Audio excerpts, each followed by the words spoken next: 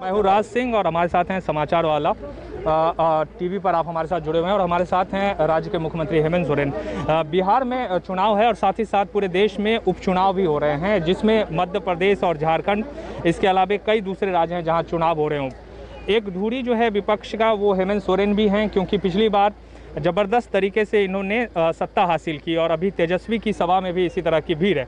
Sir, जिस तरह से मध्य प्रदेश में सत्ता से कांग्रेस बेदखल हुई, क्योंकि एक चेहरा आप भी हैं विपक्ष का, आपको क्या लग रहा है जो बिहार में चुनाव हो रहे हैं, मध्य प्रदेश में हो रहे हैं, विपक्ष एकजुट नज़र आ रहा है और विपक्ष में अचानक से एक शक्ति सी दिखाई दे रही है, क्या वजह मानते हैं आप? क्या कोरोना की वजह से ऐसा हुआ, जिस तरह से केंद्र का रवैया रहा है, या जो गैर बीजेपी शासित प्रदेश हैं उनके साथ जो रवैया रहा है उसकी वजह से ऐसा हो रहा है? स्वाभाविक है, जो जिम्मेवार लोग होते हैं, जो सरकार होती है, उसकी जिम्मेवारी अधिक बनती है।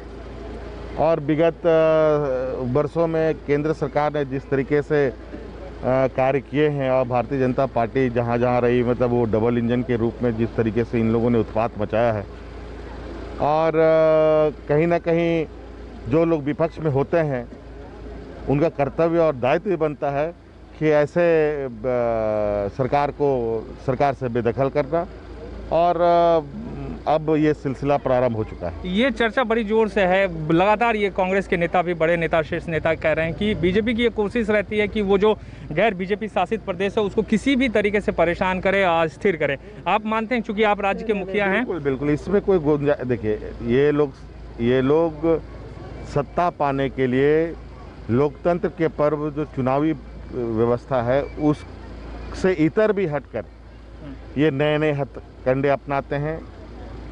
ये सीबीआई, ईडी, इनकम टैक्स जैसे संवैधानिक संस्थाओं को भी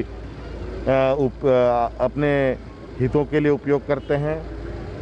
विधायकों को, सांसदों को तोड़ने, खरीदने, फिरोदने का, क्योंकि ये व्यापारी हैं और व्यापारी को, इनको लगता है कि हर चीज़ हम पैसे से खरीद सकते हैं, हर चीज़ हम सत्ता में है तो डरा के करा सकते हैं, लेकिन ये गलतफहमी में है। आखिरी सवाल है सर, बाबूलाल मरांडी लगातार जो हैं वो हमला बोल रहे हैं, आदिवासी और आदिवासी कर रहे हैं। आपको लगता है कि आदिवासी जो चेहरा है झारखंड में वो बदल चुका है? लोग ये कहते थे कि गुरुजी हैं, उसके बाद बाबूलाल मरांडी खुद को एक एस्टेब्लिश कर, हेमंत सोरेन एक युवा चेहरा। खुद को अपने से एस्टेब्लिश करने से लोग एस्टेब्लिश नहीं होते हैं, लोग स्थापित करते हैं। और उन्हीं के नेता, उन्हीं के पार्टी के लोग उनके बारे में, उनको नेता के रूप में किस तरीके से देखते हैं वो आपको पता है।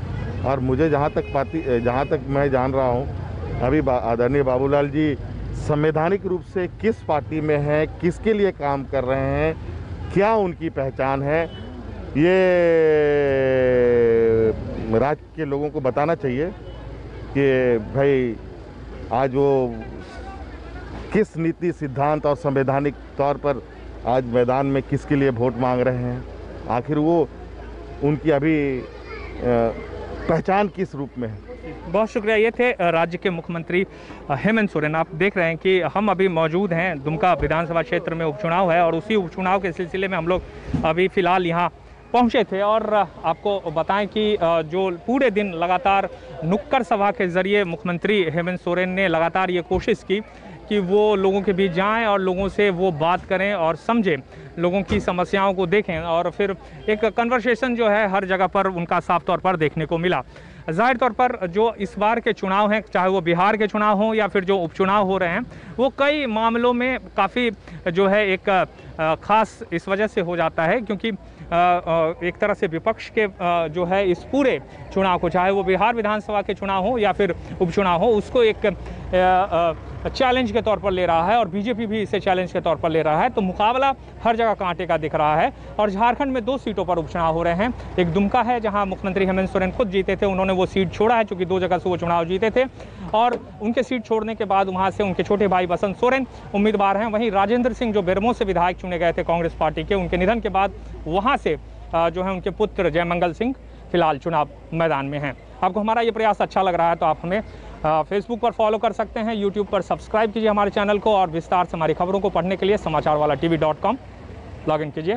नमस्कार।